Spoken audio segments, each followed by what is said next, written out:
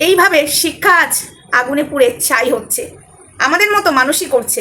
আজ সমাজ কোথায় নেমে এসেছে, যেখান থেকে আমরা শিক্ষা অর্জন করি আজ মা সরস্বতীকে পুরানো হচ্ছে, তারপরে রাস্তায় ছুঁড়ে ফেলে দেওয়া হচ্ছে।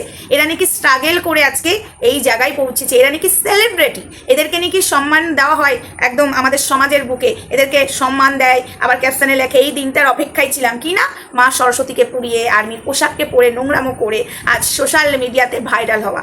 আজকে তোমরা দেখো তো যেভাবে অপরাজিতা বইয়ের পাতাটা পুড়িয়েছে, তোমরা বলবে একে নিয়ে কেন তুমি বলছো? আচ্ছা, মা সরস্বতীকে এইভাবে পোড়ানো যায়? মা সরস্বতী তো বিদ্যা, তো আজকে এইভাবে পুড়িয়ে ছুঁড়ে ফেলে দিচ্ছে। একটা ভিডিও করার জন্য, ভাইরাল হওয়ার জন্য মা সরস্বতীও ছাড় পাচ্ছে না, মা সরস্বতীকে নিয়েও পোড়ানো হচ্ছে। এটাই বলতে এসেছি বন্ধুরা। আজকে তোমরা কাদেরকে সাপোর্ট করছো, আজকে কাদেরকে ওপরে তুলছো, কি শিক্ষা পাচ্ছ? এই অপরাজিতার কাছ থেকে কিছু শিক্ষা ভালো পেয়েছো? আজকে তার স্বামীর বুকে উঠে নোংরামো করে গলায় পা দিয়ে নোংরামো করছে ভাইরাল হওয়ার জন্য, আর্মির পোশাক পরে ছাপড়ি ডান্স করছে রাস্তায়, এবং গেরুয়া পোশাকটাকে পরে বিটি ছেলিকে ভালোবেসেছে, এক সনাতনী ধর্মটাকে অপমান করছে, আমাদের ভারতের জাতীয় সঙ্গীতটাকে এই অপরাজিতা অপমান করছে।